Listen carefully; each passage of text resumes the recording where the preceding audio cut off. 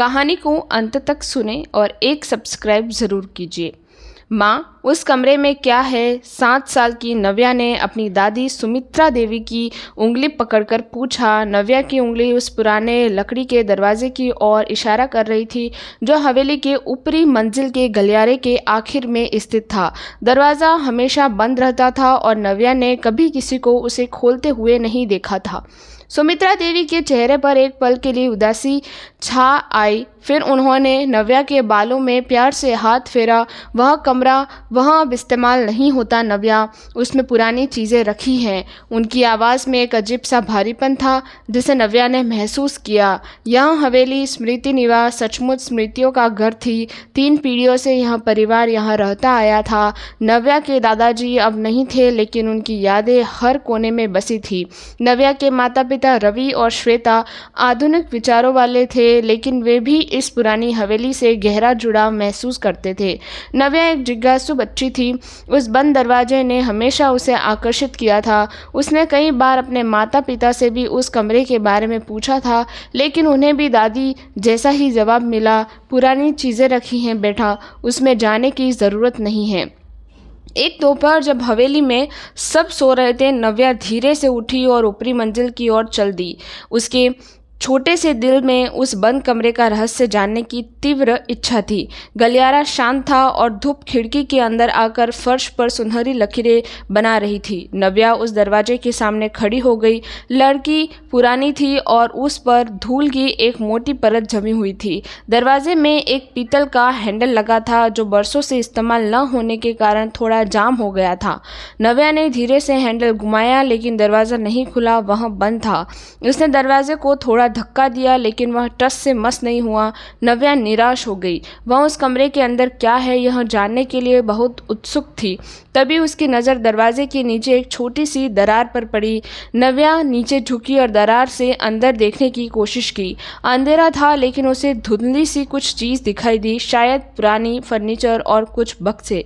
अचानक उसे एक आवाज़ सुनाई दी, नव्या, तुम यहाँ क्या कर रही हो? नव्या डर गई और तुरंत सीधी हो गई। उसकी दादी सुमित्रा देवी उसके पीछे खड़ी थी। उनकी आंखों में नाराज़गी और चिंता का मिश्रण था। दादी, मैं तो बस नव्या अपनी बात पूरी नहीं कर पाई। मैंने तुम्हें कितनी बार कहा है कि इस कमरे के पास मत जाना, सुमित्रा देवी ने सख्त लहजे में कहा। वहाँ तुम्हारे लिए नहीं है। नव्या सहम गई। उसने कभी अपनी दादी को इस तरह गुस्से होते हुए नहीं देखा था। उसकी आंखों में आंसू आ गए। चलो यहाँ से, सुमित्रा देवी ने कहा और नव्या का हाथ पकड़कर उसे नीचे ले गई। उस दिन के बाद नव्या ने फिर कभी उस बंद दरवाजे के बारे में नहीं पूछा, लेकिन उसका रहस्य उसके दिल में हमेशा बना रहा। उसे लगता था कि उस कमरे में कुछ ऐसा है जो उसे परिवार से छुपाया जा रहा है। कुछ साल बीत गए। नव्या अब 15 साल की हो गई थी। वह एक समझदार और संवेदनशील लड़की थी। हवेली में अब भी वही शांति और अपनापन था, लेकिन उस बंद कमरे का रहस्य अब भी अनसुलझा था।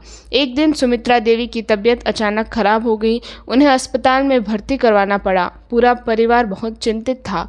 नव्या अपनी दादी से बहुत प्यार करती थी और उनकी सेहत के लिए लगातार दुआ करती रही। अस्पताल में सुमित्रा देवी कमज़ोर हो गई थी, लेकिन उनकी याददाश्त अभी भी ठीक थी।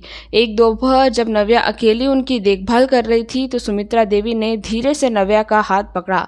नव्या, मुझे तुम्हें कुछ बताना है। उनकी आवाज़ बहुत धीमी थी। नव्या उनकी ओर झुक आई और हुआ दादी, क्या हुआ दादी? वह बंद कमरा ऊपरी मंजिल वाला, सुमित्रा देवी ने कहा। नव्या की आंखें फैल गई। इतने सालों बाद उसकी दादी उस कमरे के बारे में बात कर रही थी। उस कमरे में तुम्हारे दादाजी की यादें हैं, सुमित्रा देवी ने बताया। उनकी कुछ निजी चीज़ें, उनकी किताबें, उनकी तस्वीरें। तो फिर आप उसे हमेशा बंद क्यों रखती हैं? नव्या ने पूछा। सुमित्रा देवी ने गहरी सांस ली, क्योंकि उन यादों में एक दर्द भी छुपा है नव्या, एक ऐसा राज जो मैंने बरसों तक अपने दिल में दबा रखा है। नव्या हैरान थी। उसकी दादी के दिल में कौन सा राज छुपा था? तुम्हारे दादाजी, वे एक बहुत अच्छे इंसान थे। हम दोनों में बहुत प्यार था। सुमित्रा देवी ने अपनी कहानी शुरू की, लेकिन उनकी एक कमज़ोरी थी, जुआ खेलने की आदत। नव्या चौंक गई। उसने कभी अपने दादाजी के बारे में ऐसी कोई बात नहीं सुनी थी। शुरुआत में यह सिर्फ शौक था, लेकिन धीरे धीरे यह एक बुरी लत बन गई, सुमित्रा देवी ने आगे कहा। उन्होंने बहुत सारा पैसा जुए में गंवा दिया था। हमारी आर्थिक स्थिति बहुत खराब हो गई थी। और वह कमरा, नव्या ने पूछा।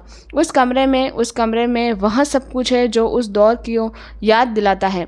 सुमित्रा देवी की आंखों में आंसू आ गए। उनके जुए की किताबें, उनके हारे हुए दाव के पर्चे, सब कुछ। मैं नहीं चाहती कि तुम या तुम्हारे माता पिता उस दर्द को महसूस करो जो मैंने झेला था। लेकिन दादी, आपने हमें कभी कुछ नहीं बताया, नव्या ने कहा। मैं शर्मिंदा थी नव्या। मुझे लगता था कि यह हमारे परिवार का एक काला सच है जिसे छुपा कर रखना ही बेहतर है, सुमित्रा ने कहा। लेकिन अब मुझे लगता है कि तुम्हें सच जानना चाहिए। सुमित्रा देवी ने नव्या को उस रात के बारे में बताया जब उनके दादाजी ने जुए में बहुत बड़ी रकम हार दी थी और घर गिरवी रखने की नौबत आ गई थी। उन्होंने बताया कि कैसे उन्होंने अकेले संघर्ष करके परिवार को उस मुश्किल दौर से निकाला था। उस कमरे में सिर्फ पुरानी चीज़ें नहीं नव्या, उसमें मेरी हिम्मत, मेरा संघर्ष और मेरा प्यार की कहानी भी छुपी है, सुमित्रा देवी ने कहा।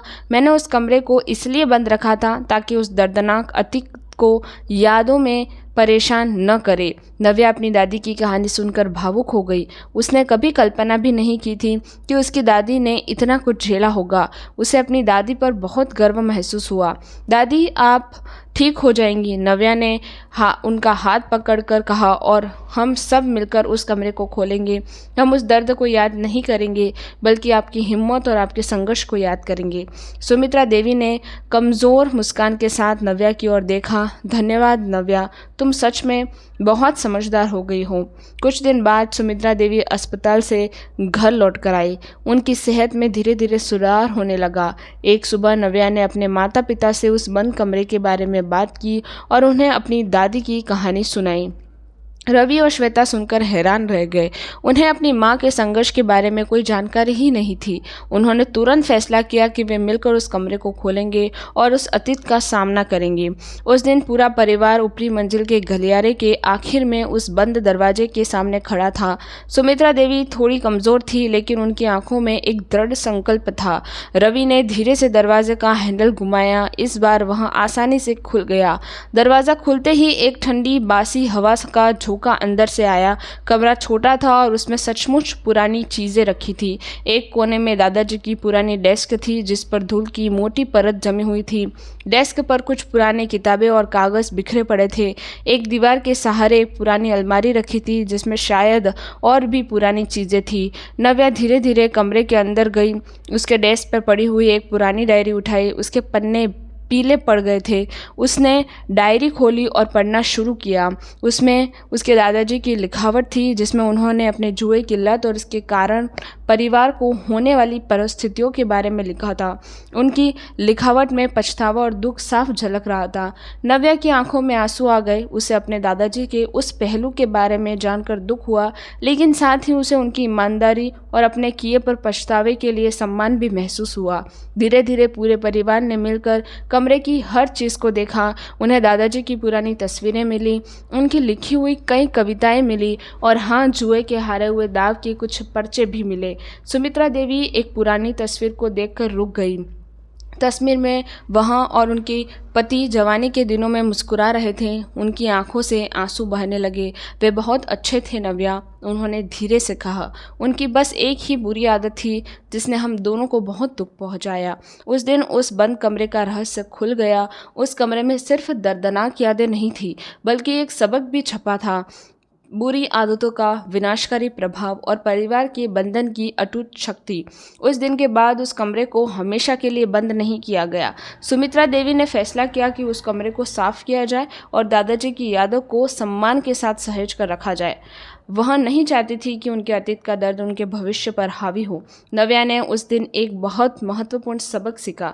उसने सीखा कि हर इंसान में अच्छाई और बुराई दोनों हो सकती हैं और गलतियां करना इंसान का स्वभाव है, लेकिन सबसे महत्वपूर्ण यह है कि हम अपनी गलती से सीखें और उनसे उभरें। उसने यह भी सीखा कि परिवार का प्यार और समर्थन हर मुश्किल को आसान बना सकता है। उस हवेली में अब उस बंद कमरे को लेकर कोई रहस्य नहीं था।